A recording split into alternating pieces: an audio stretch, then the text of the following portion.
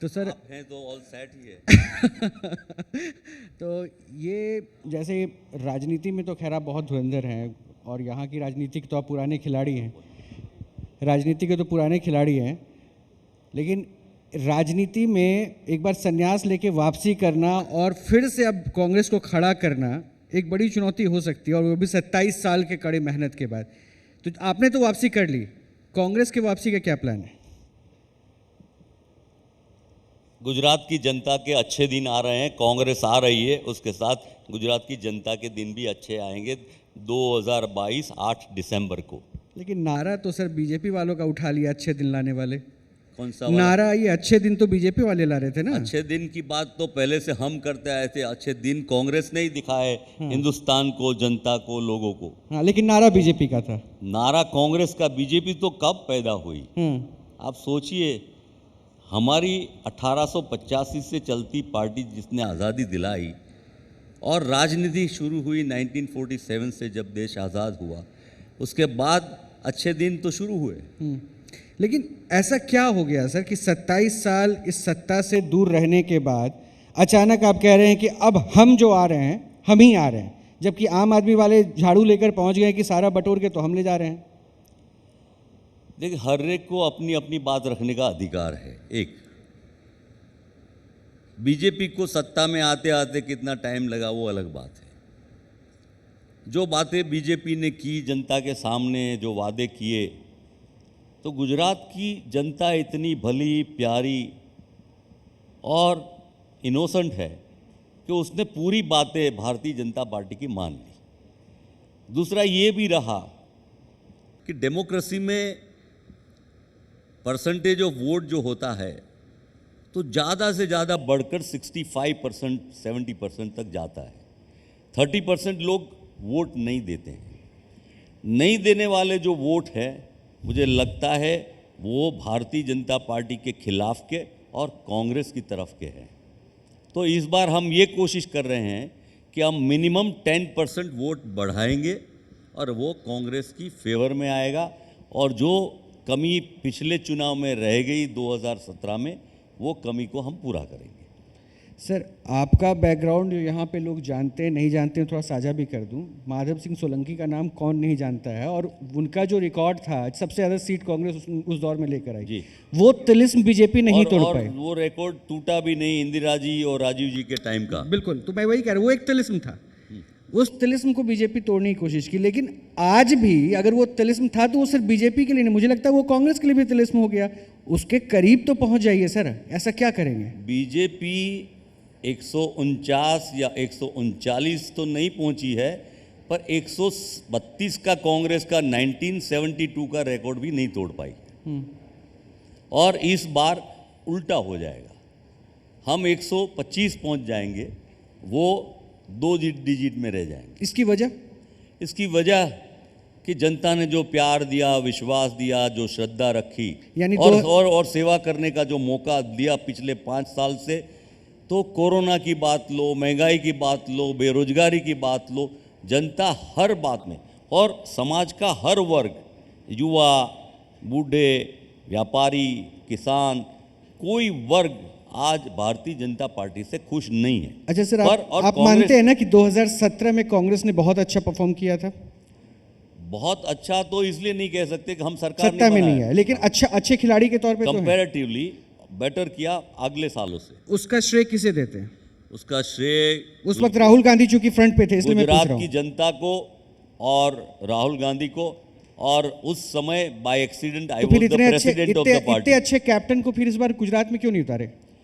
राहुल जी अभी एक बहुत बड़े मिशन के साथ चल रहे हैं। गुजरात भी तो मिशन है। भारत, मेरी बात सुनिए, भारत जोड़ो एक ऐसी बात है कि महात्मा गांधी जब आए अफ्रीका से, मूवमेंट तो आज़ादी के खिलाफ की लड़ाई चल ही रही थी, कांग्रेस भी चला रही थी। उसके पहले 1857 में भी कोशिश की थी अंग्रेजों को निकालने की, पर उस मूवमेंट को जोड़ने के लिए महात्मा जी ने, राष्ट्रपिता ने जो नेतृत्व दिया, हिंदुस्तान की सभी वर्ग, सभी जातियां, उत्तर, दक्षिण, पूरब, पश्चिम, बंगाल, गुजरात, तमिलनाडु, कश्मीर, हिंदू, मुस्लिम, सिख, ईसाई, पढ़ा, अनपढ़, किसान, सबको जोड़ा, तो सब जुड़ गए, भारत जुड़ गया। तो अंग्रेजों को उठा के फेंक दिया। अब राहुल जी ये भारत जोड़ो यात्रा का उनका जो मिशन है, नफ़रत छोड़ो, क्रोध छोड़ो, सबके साथ रहो, और हमारे जो मसले हैं, हमारी महंगाई की बात हो, हमारी बेरोजगारी की बात हो, हमारी इकोनॉमिक क्राइसिस की बात हो, उन सब का सॉल्यूशन वो ये मानते हैं कि पूरा देश एक होकर मिल के कर सकता है, इसलिए वो भारत को जोड़ने के लिए निकले।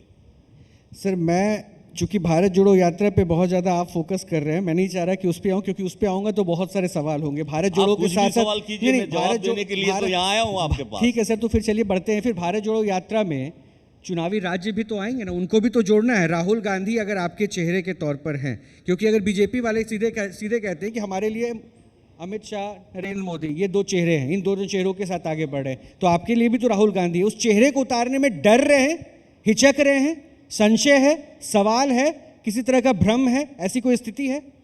आपने बहुत सारी बातें कर दी, मैं छोटी बात में आपकी बात का जवाब दे दूंगा। राहुल जी ने स्पष्ट कहा है कि भारत जोड़ो यात्रा का केंद्र बिंदु गुजराती है। गुजराती राष्ट्रपिता महात्मा गांधी ने जो बातें भारत जोड़ो की रखी आज़ादी की लड़ाई टाइम में, उसी बात को लेके, उसी मोटिवेशन से, उन्हीं की प्रेरणा लेके ये भारत जोड़ो, मतलब पूरी भारत जोड़ो का केंद्र बिंदु गुजरात है, और वो विचारधारा के साथ ये भारत जोड़ो यात्रा शुरू है। आप कहेंगे कि क्यों गुजरात नहीं ला रहे हैं? ये यात्रा कन्याकुमारी से कश्मीर तक जा रही है, बंगाल नहीं जा रही है, उड़ीसा नहीं जा रही है, आसाम नहीं जा रही है, नॉर्थ ईस्ट नहीं जा रही है, लेकिन केंद्र बिंदु गुजरात से राष्ट्रपिता महात्मा गांधी है, भारत जोड़ो है। जोड़ के इस देश के जो मसले हैं, प्रॉब्लम्स है, उसको साथ मिलकर सॉल्व करने के लिए दया, करुणा, प्रेम से, क्रोध, हिंसा, अदर सिंह, मतलब आप कह रहे हैं कि राहुल गांधी प्रॉब्लम सॉल्व करने के लिए लगे हुए हैं, और यही उनका मैसेज भी है कि गुजरात की भी समस्या जो जनता की है, तो ये समस्या तो फिर कांग्रेस की भी है।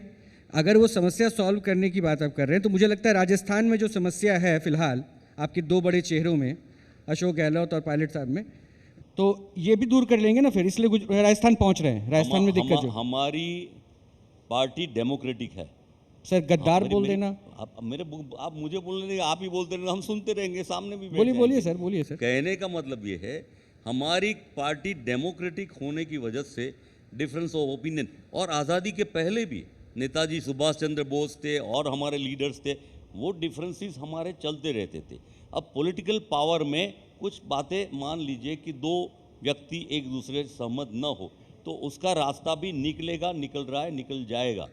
सवाल ये कोई वो डिक्टेटोरियल पार्टी नहीं है। यहाँ तो आनंदीबेन को उठा के फेंक दिया, फिर विजय भाई रूपाणी को ले आए, फिर उनको उठा के फेंक दिया, अब भूपेंद्र भाई को ले आए, तो क्यों निकाला? भ्रष्ट थे, करप्ट थे, काम नहीं करते थे, एडमिनिस्ट्रेशन नहीं आता था, या तो जनता में अप्रिय हो गए, और उसके अलावा जनता की भलाई के लिए निकाला या पार्टी की सरकार बचाने के लिए निकाला। तो अब सरकार, अब नितिन भाई को भी निकाला, जो रूट्स से आए, आरएसएस से आए, जिन्होंने जिंदगी भर मेहनत की, उन लोगों को ये पार्टी में, वो पार्टी में डेमोक्रेसी नहीं है, इसलिए चलता है, ऐसा चलता ही रहेगा। अभी टिकटें भी नहीं दी, ऐसा जो हाल किया है हमारी पार्टी में। आप जो कहते हैं कि डिफरेंस है, जरूर है, पहले भी था, आज भी है, कल भी हो सकता है, लेकिन हमारी लड़ाई जनता के भले के लिए होगी, ये जनता को बोल के करते हैं, ये हमारा दोनों पार्टी का डिफरेंस है। लेकिन 2017 में जो आपके चेहरे थे, और 2022 आते आते लगभग 20 विधायक ऐसे हैं जो आपसे अलग हो गए, तो क्या ये डिफरेंसेस आप पे भारी नहीं पड़ रहा है? देखिए, Bharatiya Janata party human weaknesses जो हैं, काम, क्रोध, ईर्ष्या, लालच, लोभ, डर, भय, उससे राजनीति करती है। हम महावीर, बुद्ध, कृष्ण, यीशु ख्रिस्त, इन सब को जोड़ के दया, करुणा, प्रेम से काम करते हैं। सत्ता में आए, सत्ता में न आए, 27 साल में आपने कभी ये नहीं सुना होगा कि कांग्रेस ने कोई वायोलेंट या तूफान या ऐसी कोई कामगिरी को हो जिससे गुजरात की प्रतिष्ठा को मानहानि, नुकसान हो। सवाल आगे ये आता है कि कुछ लोग छोड़ के गए, उनकी वीकनेस होगी, कोई आइडियोलॉजिकल फीलिंग से गया हो, कोई विचारधारा के हिसाब से गया हो, कोई काम की वजह से गया हो, मुझे मान लीजिए फील हुआ कि मुझे पार्टी में इम्पोर्टेंस नहीं मिल रहा है, वो उसलिए गया हो। बीजेपी को बहुमत होने के बावजूद तोड़ते रहे। यहाँ तोड़ा, मध्य प्रदेश में सरकार तोड़ी, कर्नाटक में तोड़ी, नॉर्थ ईस्ट में तोड़ी। ये तोड़ने मरोड़ने का काम करते आए हैं, करते रहेंगे। हमारा काम जोड़ना है, हम विचारधारा के साथ करना है, इसलिए भारत जोड़ो यात्रा राहुल जी कर रहे हैं। ये जी का मंच है सर, सुबह से कई सारे मेहमान आए, बीजेपी के भी कई बड़े चेहरे भी आए। सबने एक आरोप आपके ऊपर लगाया, आपकी पार्टी के ऊपर लगाया कि चुनाव के वक्त में आपकी पार्टी और आपके चेहरे राहुल गांधी जितने हैं ये सब टेम्पल रन करते हैं।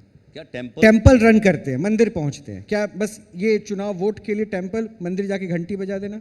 देखिए, हम मंदिर में राहुल जी को ले गए तो इससे कोई बुरा, तो उनको बुरा लगता तो उनको बुरा लगा, आपको क्यों बुरा लग रहा है?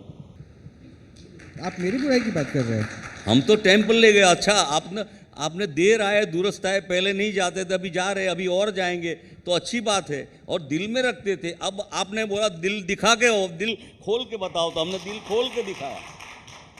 तो मतलब आप ये कह रहे हैं कि राहुल गांधी कुछ करते हैं तो भी दिक्कत बीजेपी वालों को महसूस हो रहा है और कुछ नहीं कर रहे हैं तो भी परेशानी हो रही है? अरे राहुल जी पैदल इतना लंबा चलते हैं सुबह 6 बजे उठ के, तो उनके शूज़ कौन से हैं, उनका टी शर्ट कौन सा है, उन्होंने कौन से कपड़े पहने हैं, उनकी दाढ़ी सफ़ेद और काली क्यों है? ये राजनीति करते हैं ये लोग। उनके क्या विचार है, क्यों निकले, उनको कौन मिलता है, क्या प्रश्न लेके आते हैं। सरकार नहीं है तो भी लोग उनको आके बेरोजगारी, आरोग्य, कितने मसले की बात और पूरे देश के लोग करते हैं। आप तो सत्ता में बैठे हैं, आपको तो सॉल्व करना है, आप तो ये बात सुन के भी करना चाहिए। वो जहांगीर न्याय देता था, वो बेल दबाओ, वो ऊपर से आ जाता था सुनते। ये तो सुनते भी, न किसान की सुनते, न यूथ की सुनते, न बेरोजगारी की सुनते, और क्या क्या मसले, क्या क्या बातें, क्या क्या वचन दिए थे। हमसे ज़्यादा तो आप जानते हैं, क्योंकि ये पब्लिसिटी सबसे ज़्यादा आपने की थी उनकी, उनको जिताने के लिए। तो मुझे फिर एक बात और बता दीजिए सर, अगर हमने उनके जिताने के लिए पब्लिसिटी कर दी तो फिर ये अरविंद केजरीवाल की जो पूरी टीम अभी गुजरात में बैठी हुई है वो तो कह रही है कि भाई हम जीत रहे, कांग्रेस को तो वोट दे के वोट ही बर्बाद मत करो। फिर वो किस दावे पे कह रहे हैं? देखिए, हमारे गुजराती में एक कहावत है, इन सब ने तो सुना है, दला तरवाड़ी। दला तरवाड़ी की बात अब छोटे बच्चे थे तब हम पढ़ते थे, तो दला तरवाड़ी ऐसे ही बोलते थे, ये खेत में कितनी सब्जी है, बोले ले तू 2-4, लेने वाला भी वो, देने वाला भी वो, तो देता रहता है। तो अरविंद केजरीवाल, क्या उसका एडमिनिस्ट्रेशन है दिल्ली, उसके बाद आपने पंजाब में शुरू करके देख लिया होगा, कहते हैं आम आदमी पार्टी पर है, अमीर की पार्टी, और उसके अलावा एंटी नेशनल खालिस्तान, उसके सपोर्टर से अपनी पार्टी का सपोर्ट ले रहे हैं। महात्मा गांधी, जो गुजरात के, जो आप कह रहे हैं कि राहुल गांधी भारत जोड़ो में महात्मा गांधी की प्रेरणा से, गुजराती की प्रेरणा से इतनी बड़ी यात्रा कर रहे हैं। और वो आदमी महात्मा गांधी हमारे गुजरात का, पूरे देश का, पूरे विश्व का, जिसका अहिंसा दिन मनाया जाता है, उसके फोटो गवर्नमेंट ऑफिस, एक फोटो और लगाना, 4 तेरे लगा ले, पर महात्मा गांधी का क्यों निकालता है, गुजरात का अपमान करता है। और महात्मा गांधी का तो किया, सरदार वल्लभ भाई पटेल जिसने देश को जोड़ा, तो आप तो तोड़ने वाले, खालिस्तान बनाने वाले लोगों के साथ भी है। तो ये बातें मुझे लगता है, और क्या क्या बातें कहते हैं, जिसका एक भी एमएलए चुनने वाला नहीं हो वो कहता मैं सरकार बना दूंगा। ये गुजरात में 2 पार्टी रहेगी, कांग्रेस नंबर 1, दूसरे नंबर पर बीजेपी आएगी। चलो, मतलब ये तय हो चुका है कि कांग्रेस नंबर 1 और बीजेपी दूसरे नंबर पर, आम आदमी को नहीं गिनना है। लेकिन वो तो कह रहे हैं कि मत गिनो, लेकिन हमने जो चीज़ें रखी, हम कह रहे हैं कि मुफ्त बिजली देंगे, वो आप कहने लगे। हम जो रास्ते पे बता रहे हैं, उस दिशा दिखा रहे हैं, आप वहाँ पे गाड़ी लेके दौड़ने लगे। ये कह रहे हैं कि उन्होंने हमारा द्वारका डिक्लेरेशन सुना नहीं। जब हम द्वारका में मिले मंथन करने के लिए कि काफ़ी समय से हम सत्ता से बाहर है, वो इम्पोर्टेंट नहीं है, लेकिन गुजरात की जनता की जो परेशानी है उसका क्या सॉल्यूशन होना चाहिए। तो हमारा द्वारका में जो सम्मेलन हुआ, हमारे 300 लीडर मिले और उसमें राहुल जी भी आए, सब विषयों पर बड़ी गहराई से चर्चा करके कुछ डिसीजन लिए। इसमें ये सब बात आ जाती है। आपको चेक करना हो तो हमारा द्वारका डिक्लेरेशन चेक कर ले, वो हमारी कॉपी करते, हम कॉपी मास्टर कभी नहीं है। अच्छा, आज जब से मैं कांग्रेस के मेहमानों से बात कर रहा हूँ, एक बात मुझे बड़ी अच्छी लगी कि आज आप हर मंच से कांग्रेस का हर एक नेता ये बोल रहा है बेरोजगारी के ऊपर बीजेपी बात नहीं करती है, महंगाई के ऊपर बीजेपी बात नहीं करती है। ये तो सुनने का हर कोई बैठा था, लेकिन चुनाव में इन मुद्दों के बावजूद भी यूपी बीजेपी जीत जाती है, दूसरे राज्यों में बीजेपी जीत जाती है, और ये इल्ज़ाम लगता है कि विपक्ष इसे मुद्दा बना ही नहीं पाती है, क्योंकि आप उलझ जाते हैं, वीर सावरकर किसका नौकर, इस पे उलझ जाते हैं। क्या यही वजह है कि आप बीजेपी के पिच तैयार किए होते हैं और उस पर आके आप खेलने लगते हैं? आपने बहुत अच्छे मुद्दे पर ले आए कि डेमोक्रेसी में चुनाव जीतना, चाहे ये देश में हो दुनिया के किसी भी देश में, डेमोक्रेसी में नंबर गेम है। मेजोरिटी कैसे लानी, उसकी 1 2 3 4 ऐसे नहीं, बहुत सारी वजह होती है। एक तो डिवीजन ऑफ वोट हो जाए, वो कराने के लिए ही तो भारतीय जनता पार्टी आपको ले आई गुजरात में, हिमाचल में निकल गए, खिसक गए, क्योंकि वो समझ गए कि यहाँ वहाँ कुछ होने वाला नहीं है। यहाँ ओएसी को भी कौन ले आया, तो बीजेपी ले आई, उनके बड़े बड़े दिग्गज ने कनेक्टिविटी कर ली उनके साथ। दूसरी पार्टियों इसलिए कि कांग्रेस का वोट शेयर कुछ न कुछ करके तोड़ो और फिर कुछ न कुछ करके सत्ता पर आओ, नंबर 1। दूसरा, मैंने कहा कि रोमा रोला आप जानते हैं, उसने कहा कि दुनिया की बुराई के लिए सिर्फ बुरा करने वाले लोग जिम्मेदार नहीं है, जो अच्छे लोग हैं, जो पार्टिसिपेट नहीं करते हैं, उसी की वजह से जो 30% वोटर्स जो वोट नहीं देते हैं, वो डेमोक्रेसी को स्ट्रेंथन नहीं कर पा रहे। गुजरात में इस बार वोटिंग बढ़ा, भारतीय जनता पार्टी की सरकार गई, ये बात निश्चित है। इनका ये भी कहना है कि आप जो है फ्रंट से आके बात नहीं करना चाहते हैं, मुद्दा कुछ भी हो, जैसे मोरबी के हादसे पर लेकर सवाल अब आप पूछना शुरू करते हैं, लेकिन वो कहते हैं कि मोरबी पे ये घुमा रहे हैं, जबकि हमने तो काम किया। वो कहते हैं कोविड को लेकर पूरी दुनिया में हमारे देश की पॉलिसीज की तारीफ होती है, आपसे बरगला रहे हैं, भ्रम में रख रहे हैं। तो है सच क्या है, मतलब क्या सच है, जो आप दिखा रहे हैं या जो बीजेपी दिखा रही है? कोविड के बारे में अगर भारतीय जनता पार्टी गर्व से कहती है कि हमने अच्छा काम किया, तो उन 3 लाख परिवारों और उनके स्वजनों को जाके पूछे और मिले कि उन्होंने क्या क्या सहन किया, फाइनेंशियल, मेंटल, इमोशनल, अपने परिवार के स्वजनों ने जो गुमाया। एक बात छोटी सी कह दूं, इन सब की दुआ, परमात्मा की दुआ से 101 दिन हॉस्पिटल में रहने के बाद भी आज आपके बीच में वापस आया हूं। इन संजोगों में I am so happy about the people, doctors, वो। लेकिन जो काम दूसरे स्टेट में, राजस्थान में हमारी सरकार है, वहां कोरोना में जो काम हुआ, जिसकी तारीफ आपके प्राइम मिनिस्टर ने की कि सबसे अच्छा काम राजस्थान की कांग्रेस गवर्नमेंट ने किया है। यहां हो सकता था, this is advance state, number 1 state हर तरह से, but advance in terms of 5 मूडीपतियों के लिए, मिडिल क्लास के लिए नहीं, वीकर सेक्शन के लिए नहीं। तो सचमुच में अच्छा काम हो तो सरकार क्यों बदल दी? विजय भाई रूपाणी को 5 साल के काम के बाद विजयोत्सव और उनका सम्मान करने वाले थे, और अचानक उनको पता चला कि आपको खारिज कर दिया, आपको निकाला गया, आपको बिल्कुल बेदखल कर दिया। आप अच्छा काम किया हो तो मतलब ये जवाब जनता भी जानती है और आप भी अच्छी तरह जानते हैं। अच्छा, एक सवाल मैं आपसे जुड़ा पूछना चाह रहा हूँ, चूंकि ये मेरी पर्सनल दिलचस्पी है कि मैं जरा आपको और समझूं और शायद मेरी वजह से और भी लोग जाने, क्योंकि एक वक्त ऐसा था और अभी भी मैं मानता हूँ कि आप एक मास लीडर के तौर पे जाने जाते थे, और एक समय, अगर मैं गलत नहीं हूँ तो ये भी माना जाता था कि अगर कांग्रेस का कोई मुख्यमंत्री का चेहरा हो सकता है तो आप, ये गलत तो नहीं है, ये तो थी आपकी हस्ती। आज की तारीख में आप किस किरदार में अपने आप को देखते हैं? देखिए, कांग्रेस जिस ट्रेडिशन से काम करती है, तो हमारे विधायक चुने जाने के बाद उससे चर्चा होती है, हमारे ऑब्जर्वर आते हैं, बात करते हैं, फिर उसमें से निकाल के जो बात निकलती है, फिर उसको एंडोर्स करके मुख्यमंत्री तय कर किया जाता है। पक्का? ऐसे ही नहीं, राजस्थान में असंतुष्टि दिख जाती है ना इस प्रोसेस पे, इसलिए मैंने पूछा सर। देखिए, हमारी पहली तो डेमोक्रेटिक पार्टी है, बीजेपी की तरह ठोक देने की बात तो है ही नहीं कांग्रेस में। तो चाहे राजस्थान हो, चाहे छत्तीसगढ़ हो, चाहे बदलाव आया हो, चाहे आज़ादी के बाद हो, 70s में आया हो, 80s में आया हो, बहुत सारी बातें आई हो। मुझे किसी ने ये कहा कि आपके पिताजी के टाइम में ये खाम ले आए, ये खाम की वजह से ऐसा हो गया। लोग ये हमें ये जवाब देना है कि जो खाम की बात कर रहे हैं तो खाम का मतलब क्या है, तो सबको जोड़ना था। तो इसीलिए गुजरात की जनता ने 149 मतलब जनता ने आशीर्वाद दिया तब 149 सीट्स आई। अच्छा, तो मतलब जनता का डिसीजन था कि लोगों को जोड़ने का। एक सवाल और भी था, ये आपको बता दूं।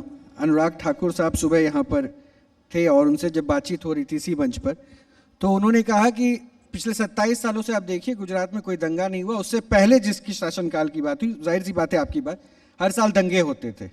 तो मतलब अगर कांग्रेस आती है तो फिर से गुजरात में दंगे होंगे। देखिए, दंगा करवाने वाला, हमारे में एक कहावत है कि चोरी रोकी हो तो चोर ने कोतवाल बनाई दो। मतलब जो कराने वाला था वो आ गया तो क्यों? क्योंकि सत्ता लेने के लिए तो वो दंगे करवाते थे। ये तो जानी मानी बात है, इतिहास पढ़ ले। आज़ादी की लड़ाई के पहले अंग्रेजों के टाइम में जो नहीं होता था वो शुरू किसने करवाया था, उसके बाद की स्थिति में क्या कराया। और इस बार आप देखिए कि कांग्रेस विपक्ष में होते हुए भी इतने सारे मसले हैं, पावर के, इलेक्ट्रिसिटी के, महंगाई के, गैस के दाम के, फिर भी कांग्रेस उसका आंदोलन शांतिपूर्वक करती आई है और कर रही है। नहीं सर, ये थोड़ा सा इत्तेफाक मैं नहीं रख पा रहा। आप शांतिपूर्वक इतने शांत हो जाते हैं कि किसी को ना सुनाई दे पाता है ना दिख पाता है, तो फिर ऐसे आंदोलन का मतलब क्या? लेकिन ईडी अगर बुलाती है पूछताछ के लिए तो आपका शांतिपूर्ण प्रदर्शन सड़कों पर हंगामा करते हुए, गाड़ियों को जलाते हुए दिख जाता है। तो शांतिपूर्ण आपके नजरिए से कौन है, वो समझा दीजिए। देखिए, ये चुनाव में बहुत कम दिन बाकी रह गए हैं। 1 दिसंबर को साउथ और सौराष्ट्र का चुनाव हो जाएगा, 5 को सेंट्रल और नॉर्थ का हो जाएगा। जो अंडर करंट है, द साइलेंट मेजॉरिटी, जो आप साइलेंट की बात कर रहे हैं, चाहे हमने जुलूस निकाला, धरना किया महंगाई के लिए, 100 रुपये पेट्रोल का या गैस के बोतल का, तो ऐसा नहीं लगा हो कि बहुत सारी भीड़ आ गई कि नहीं।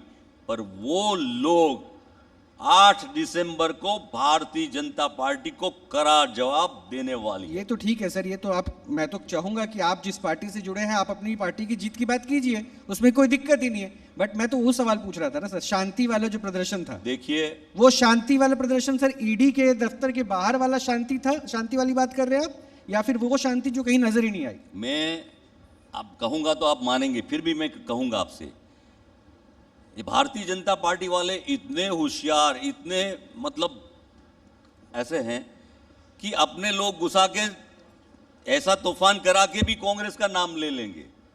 कराने वाले भी होंगे और नाम भी कांग्रेस का दिलवा सर देंगे। मतलब वहां सड़क पे सर दिग्विजय सिंह बैठे थे, वो तो बीजेपी वाले थोड़ा ही ना है। सड़क पर बैठने वाले, सड़क पे दिग्विजय बैठे हुए आपके कांग्रेस के नेता सब थे, वो ऐसे थोड़ा ही ना कि वो। और आपने देखा होगा कि राहुल गांधी जी ने ऐसा कोई भी वाकया हो, पहले भी कहीं कोई हुआ हो, हमेशा उसका खंडन किया है, हिंसा का उन्होंने खंडन किया है। नहीं, मैं मान रहा हूं सर, मैं इस बात को बिल्कुल डिनाई नहीं कर रहा, लेकिन शांतिपूर्ण प्रदर्शन कौन सा था? ईडी के दफ्तर के बाहर वाला, या फिर ये शांतिपूर्ण प्रदर्शन जो किसी को पता भी नहीं चलता कि आप महंगाई के मुद्दे पर कुछ बोलना चाह रहे हैं? शांतिपूर्ण कौन सा था? ईडी के मुद्दे पर जिसकी जो कि कुछ भी आपने देखा सुना, जो नहीं, वो सबने देखा। सबने देखा, आपकी बात मान के ही बोलता हूं मैं। पर उसमें राहुल जी, प्रियंका जी, सोनिया जी, कांग्रेस पार्टी इन बातों का खंडन करती है। मतलब वो हंगामा हो रहा था, आप ये कह रहे हैं? नहीं, खंडन तो तभी होगा ना जब हंगामा होगा। जो हुआ तो वो खंडन तभी हुआ ना सर, हंगामा हुआ। जैसा आप कह रहे हैं। नहीं, आपने भी देखा ना सर, जो आप नहीं गए थे दिल्ली? मेरा ये कहना है, हिंसा के पक्ष में कांग्रेस पार्टी नहीं है। हाँ, मैं भी कह रहा हूं सर, मैं तो राहुल कह रहा हूं गांधी नहीं अहिंसा है, परमो धर्मो की नीति रही, नेतागिरी नहीं। अहिंसा परमो धर्मो की नीति रही, हमेशा आप उसके साथ रहे, अच्छी बात है सर। बट मैं तो वही समझना चाह रहा हूं, वहां पे सर क्या था? मतलब वो प्रदर्शन ज्यादा एग्रेसिवली इसलिए दिखाया गया क्योंकि वहां सामने राहुल गांधी थे, सोनिया गांधी थे, या फिर यह प्रदर्शन इसलिए नहीं दिख पाया जो बेरोजगारी और महंगाई के खिलाफ था क्योंकि वहां पे जनता के लिए प्रदर्शन था? तो आपका कहने का मतलब ये है कि वो जो हुआ वो ठीक हुआ, मैं तो ठीक और गलत कह ही नहीं रहा सर, मैं तो पूछ रहा हूं, करप्शन के लिए भी ऐसा ही करना चाहिए। बिल्कुल नहीं, अगर आप उसका खंडन कर रहे हैं तो मैं शांतिपूर्ण प्रदर्शन जानना चाह रहा हूं किस तरीके का होता है। कुछ लोग, आप जानते होंगे कि पॉलिटिकल सिनेरियो में कुछ लोग घुस जाते हैं जब रायट्स होते हैं, जब कोई नेचुरल कैलेमिटी होती है। तो हम जानते हैं कि इवन कोरोना हो, ऐसी बातों में तो डिसग्रंटेड एलिमेंट जो पार्ट लेते हैं, जिसका हम सभी लोग खंडन करते हैं, ये ठीक नहीं है। चलिए ठीक है सर, मैं इस सवाल से थोड़ा सा और आगे बढ़ता हूं। विपक्ष की भूमिका निभाकर आपके ऊपर एक ठप्पा लगा दिया बीजेपी वालों ने, कह कहकर कि ये विपक्ष की भूमिका को भी नहीं समझ पाए कि क्या होता है। यानी उनका ये मानना था कि अगर वो आपकी सरकार थी, महंगाई बढ़ी तो गैस का सिलेंडर लेकर खड़े हो जाते थे, प्याज के माले के साथ दिखने लगते थे। तो क्या ये वो बताना चाह रहे थे कि आपको प्रदर्शन करना भी नहीं आता, नाराजगी जतानी भी नहीं आती, जनता की आवाज कैसे बुलंद की जाए ये भी नहीं आती? मान लीजिए हम प्रदर्शन भी करते हैं, हम धरना भी करते हैं, हम रैली भी करते हैं, वो भाजपा की बात आप दिखाते थे, हमारी बात आप नहीं दिखा रहे हैं। ये तो फिर आप अभी तो आपके लिए तो पूरा मंच है, ताली बजाने वाले भी आपको देखिए सुन के ताली बजा रहे हैं, और मैं तो कह रहा हूं मंच, माइक, सब कुछ आपका लाइव पे आप है। इससे ज्यादा खुल के मंच क्या होगा सर? आप दिख भी रहे, आप बोल भी रहे, आप सुने भी जा रहे, कौन नहीं सुन पा रहा? सब सुन रहा है, बोलिए ना सर। आपने अच्छी शुरुआत करी, इसलिए आपको बहुत बहुत धन्यवाद। तो चलिए शुरू तो कर लिया सर, अब आप भी बता दीजिए फिर शुरुआत के साथ विपक्ष कहां कमजोर रह गया? देखिए, हमने तो अपने कार्यकर्ताओं को यह समझाया कि हम धरना करते हैं, विरोध करते हैं, आक्रोश व्यक्त करते हैं, तो अच्छी बात है, पर इसका उपाय क्या है? उपाय परिवर्तन लाना है, सरकार बदलनी है और जनता का आशीर्वाद लेना है, उनके पास जाना है, उनके पास जाके हमको जिस तरह से पहले जैसे हम, आपको याद होगा कि लोकल बॉडीज इलेक्शंस में जब 2015 के बाद मुझे अध्यक्ष बनाया तो हमने स्वीप कर लिया पोल, हमने कम पैसे से, पर हमारे कार्यकर्ता लग गए। हमने बोला इसका जवाब जनता को सचमुच में मदद करना चाहते हैं हम, अगर महंगाई कम करना चाहते हैं तो जिस तरह राहुल जी भारत जोड़ो यात्रा में निकले हैं, भारत जोड़ो, गुजरात जोड़ो, अपने आप ये मसले हल हो जाएंगे। अच्छा सर, एक बात मैं बहुत सीरियसली पूछना चाह रहा हूं और मैं उम्मीद करता हूं कि आप भी सीरियसली ही बता देंगे, क्या वाकई आप लोग, कांग्रेस वाले लोग, आम आदमी पार्टी को सीरियस ले रहे हैं कि नहीं ले रहे हैं, या फिर इतना सीरियस ले चुके हैं कि आप दिखा रहे हैं कि हम उनको सीरियसली ले ही नहीं रहे हैं? हम आम आदमी, पहले तो गुजरात में 2 पार्टी सिस्टम है, बहुत सारे लीडर आके गए, दिग्गज लीडरों का नाम सुना है आपने, चिमनभाई पटेल, उन्होंने किमलोप बनाया था, केशुभाई पटेल, माइक थोड़ा सा ऊपर कर लीजिए। हाँ। केशुभाई पटेल ने बनाया था पार्टी, शंकर सिंह जी वाघेला ने पार्टी बनाई थी, पर यहाँ थर्ड पार्टी हाँ दिखेगा, क्योंकि जितना पैसा डालोगे, जितना पब्लिसिटी करोगे, जितना मार्केटिंग करोगे, तब दिखेगा।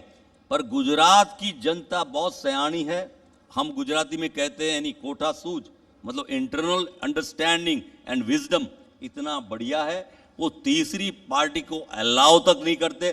थोड़े छूट मूट परसेंटेज ऑफ वोट आप गिन सकते हैं, ले सकते हैं, बट ऑन लास्ट मोमेंट 1 और 5 तारीख को कांग्रेस का समर्थन, आशीर्वाद जनता गुजरात की करेगी। अच्छा, इससे पहले एक उम्मीद कर सकते हैं कि राहुल गांधी शायद वोटिंग से पहले एक बारी आप लोगों के मनोबल को बढ़ाने, आप लोगों का हौसला अफजाई करने के लिए एक बार आएंगे यहाँ पे आप लोगों के बीच में। अच्छी बात कर रहे हैं, आप भी हमारा हौसला और मनोबल बढ़ा ही रहे इन लोगों के साथ बीच बैठ के। चलिए, भ्रम तो दूर हो रहा है, भ्रम तो दूर हो रहा है, कम से कम परतें हटनी चाहिए। नहीं, ऐसी शुरुआत करते रहिए, देखिए पूरा हम तो हर बार मंच दे रहे हैं सर। गुजरात तो बदलेगा, पूरा देश बदलेगा, ऊपर देश की सरकार भी बदलेगी। पर राहुल जी, हमने कहा है कि नॉर्थ गुजरात और सेंट्रल गुजरात में फिर से आए, कांग्रेस कार्यकर्ता का मनोबल बढ़ाए, ये तो अच्छी बात कही, पर गुजरात की जनता के बारे में उन्होंने जो हमारे 11 डिसीजंस लिए हैं डिस्कशन के बाद, जो मुद्दे उन्होंने अहमदाबाद रिवर फ्रंट पर रखे, उसके बाद रखे,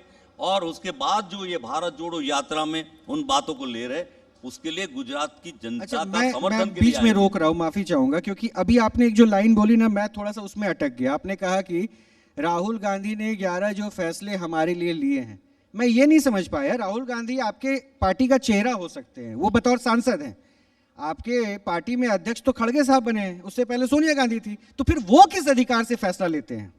जब वो आए, खड़गे जी जब अध्यक्ष बने, उससे पहले भी राहुल गांधी अध्यक्ष नहीं थे। उसके पहले रिवर फ्रंट पर हमारे फैसले हो चुके थे, और उसके पहले द्वारका डिक्लेरेशन में भी राहुल जी आए थे, तब मेजोरिटी ऑफ बातें तय हो चुकी थी।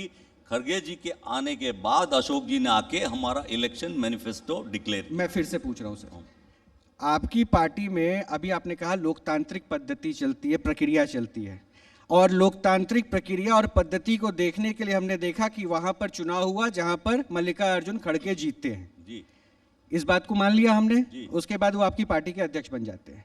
राहुल गांधी उससे पहले भी अध्यक्ष नहीं थे, अब भी अध्यक्ष नहीं थे। जब आप ये बात कह रहे थे कि राहुल गांधी ने 11 तय कर लिया, राहुल गांधी बतौर सांसद कांग्रेस के एक चेहरा क्या और कैसे तय कर लेते हैं और उसको आप लोग कैसे मान लेते हो, फिर वो लोकतंत्र कैसे हो गया? देखिए, आपको ये याद होना चाहिए हिंदुस्तान की हिस्ट्री। जवाहरलाल नेहरू जैसे बड़े दिग्गज नेता देश के प्राइम मिनिस्टर थे, जिन्होंने आज़ादी की लड़ाई में बहुत सारे साल अपने यूथ के जेल में बिता दिए। वो भावनगर अधिवेशन में आए थे, तो भावनगर अधिवेशन में प्राइम मिनिस्टर जवाहरलाल नेहरू थे, डेबर भाई अध्यक्ष थे। तो डेबर भाई बैठे हुए थे। हमारे यहाँ डेमोक्रेटिक सिस्टम में सर वो पीएम थे, अभी आप भी बोल रहे मैं हैं वो प्रधानमंत्री थे। राहुल गांधी सांसद हैं। मैं फिर सवाल के मूल पे आ रहा हूं सर। राहुल गांधी सांसद हैं, आप भी रह चुके हैं सर केंद्र में। राहुल गांधी सांसद हैं। एक सांसद आपका चेहरा हो सकता है, लेकिन पार्टी में कोई लाइन कैसे तय कर सकता है? देखिए, राहुल जी हमारे नेता भी है, पूर्व अध्यक्ष यही भी। तो मौका मिल जाता अरे है। मैं वही बात आ रहा हूँ, आप ही की बात का जवाब दे रहा हूँ कि वो पूर्व अध्यक्ष भी रहे। हम और हमारे सभी नेतागण इंक्लूडिंग मल्लिकार्जुन खड़गे जी, वो भी उनको मानते हैं। वो तो उनकी पर्सनल चॉइस है कि वो उनको रिस्पेक्ट देते हैं। नहीं सर, ये अच्छी बात है। वही बात है। तो हमारी पार्टी में ये सिस्टम सम्मान देने का, मान लीजिए सोनिया जी अभी अध्यक्ष नहीं है, तो भी मल्लिकार्जुन खड़गे उनका उतना ही सम्मान करते हैं और करेंगे। और डिसीजन मेकिंग में भी, क्योंकि लोगों की पॉपुलैरिटी है। संगठन का हेड एक बात है और पब्लिक का लीडर वो एक बहुत बड़ी बात है। चलिए मैं मान लेता हूं कि आप जो कहना चाह रहे हैं उस बात को मैं अच्छे से समझ लूं कि ठीक है, वो मिलकर फैसला लिया गया। लेकिन क्या अब के फैसले, जैसे आप कह रहे हैं कि मल्लिकार्जुन खड़गे ले रहे हैं और बीजेपी कह रही है कि ये तो रिमोट वाले अध्यक्ष बने हैं, तो यानी आपके जवाब में जो क्लियरिटी आने में इतना वक्त लग गया, तो बीजेपी को इतने देर में तो मौका मिल गया होगा कि जो हम कह रहे थे वो सही साबित हो गया। देखिए, गुजरात इतना प्रोग्रेसिव स्टेट होने के बावजूद, चाहे आनंदीबेन हो, चाहे विजय बी रूपाणी हो, चाहे आज भूपेंद्र भाई पटेल हो, क्या रिमोट से चलते हैं या सीआर पाटिल से चलते हैं या किसी से चलते हैं कि नहीं, वो जनता भी जानते हैं, आप भी जानते हैं। नहीं सर, 27 साल से जनता जान रही थी ना, इसलिए पूछ रहा हूं। अब जनता को बताना होगा। जनता क्या जानती वो तो भूल जाना होगा। अब जनता को बताना होगा, क्योंकि अब आपने कहा ना 130 क्रॉस करना है, 132 का रिकॉर्ड है, तो उस रिकॉर्ड के पास पहुंचना है, तोड़ना है, तो जनता को बताना होगा। इसलिए मैं जानना चाह रहा था, और आपसे अच्छा कौन बता पाएगा? वही मैं कह रहा हूं कि इस बार हमने सबने कलेक्टिव होके जो डिसीजन लिए हैं गुजरात की जनता की विकास के, उनके भले के बारे में, और हमारा इलेक्शन मैनिफेस्टो हमने जो डिक्लेयर किया है, और उसके पहले हमने हमारे जो 11 पॉइंट हमने रिलीज किए हैं, वो सब पूरे, अकेला हम विरोध करने के लिए नहीं कह रहे हैं कि चलिए महंगाई बहुत है इसलिए निकालो। हम महंगाई दूर करेंगे, इसलिए जनता को आशीर्वाद मांगते हैं कि हमारी सरकार बनाओ, आपकी महंगाई दूर करेंगे, आपकी बेरोजगारी दूर करेंगे, आपके किसान के, आपके युवा के, आपके आरोग्य के सभी मसलों को हम ध्यान पर लेंगे। एक हमारे वरिष्ठ सहयोगी हैं, जर्नलिस्ट हैं, वो आपसे कुछ सवाल पूछना है। सर प्लीज अपनी आवाज। भरत भाई, मेरा सवाल आपसे है। जी, आपने आम आदमी पार्टी का खंडन किया, उनकी जो बुराई थी सब बताई, लेकिन आपने एक तबक्का पर ऐसा भी बोला था कि आम आदमी पार्टी का हम सहयोग लेना चाहेंगे, अगर वो देंगे तो लेंगे, तो वो क्या? और पूरी पार्टी ने आपसे पल्लू झाड़ना शुरू कर दिया कि भाई ये तो उनका पर्सनल व्यू है, उसका वो है। तो आपने किस मुद्दा पर ऐसा सोच के आपने ऐसा स्टेटमेंट किया था? आपने बहुत अच्छी बात की। ये कंट्रोवर्सी चलती रहनी चाहिए और आप ऐसे ही चली जानी चाहिए। उसका मुद्दा ये बताता हूँ। हमारी पॉलिटिकल अफेयर कमेटी की मीटिंग जो हमारी उदयपुर में चिंतन संकल्प शिविर हुई, उसमें पॉलिटिकल अफेयर कमेटी में ये तय हुआ कि लाइक माइंडेड पार्टी के साथ हम जुड़ सकते हैं। लाइक माइंडेड तो है नहीं। मेरी बात समझिए। तो आप ही का सवाल का जवाब देता हूं। तो इसलिए हमने सोचा कि लाइक माइंडेड पार्टी समझ के हमने सोचा कि आपको भी कंसीडर करेंगे। ये मेरा सुझाव था कि सपोर्ट दे तो लेंगे, पर पार्टी ने कहा कि हम न सपोर्ट देंगे न सपोर्ट लेंगे। ये बहुत क्लियर कट कर दिया। मतलब आप ये कह रहे हैं कि आप पहले जहर को चखते हैं कि उससे वो जहरीला है कि नहीं है, वो फिर आप हमा- तय करते हैं कि इसको कहाँ इस्तेमाल वो करना है। हमारी पार्टी ने नहीं चखा, शायद मैंने चख लिया, पर मैं बच गया। नहीं, पार्टी ने भी चखा सर, दिल्ली भूल गए आप। नहीं, पर मैंने, आप देखिए पॉलिटिकल बातों में कुछ चीज़ें ये होती है कि उसका परिणाम बाद में पता चला। अब मुझे जितनी समझ थी मैंने शायद अपने व्यू पे बात रखी, पर पार्टी ने अपना व्यू बड़ा स्पष्ट और क्लियर कर दिया। नहीं सर, मैं तो ये आपकी आखिरी लाइन से मैं अब इत्तेफाक रख रहा हूँ कि पॉलिटिकल जो सिनारियो होती है वो बिल्कुल डिफरेंट होती है। जैसे आप कहते हैं ना, पीडीपी बीजेपी के साथ आ गई, आप शिवसेना के साथ चले गए। हाँ, जो सावरकर को पूजते हैं आप सावरकर के ऊपर सवाल खड़ा करते हैं, साथ मिलकर सरकार चलाने की बात करते हैं। अभी भी गठबंधन है, भले सरकार ना हो। तो यही तो है सर, यही तो राजनीति है। बहुत बहुत शुक्रिया, आपने बेबाकी से कहा, बहुत धन्यवाद। बातें रखी, बहुत बहुत शुक्रिया, बहुत अच्छा लगा। धन्यवाद। और मुझे उम्मीद है कि कम से कम सर को यहाँ मंच से विदा करने से पहले एक बार आप लोग तालियों के साथ सर को विदाई तो दीजिए। फिर मत कहिएगा कि हमने कांग्रेस को बोलने का मौका नहीं दिया। ये शिकायत तो दूर करके भेज रहा हूँ आपको।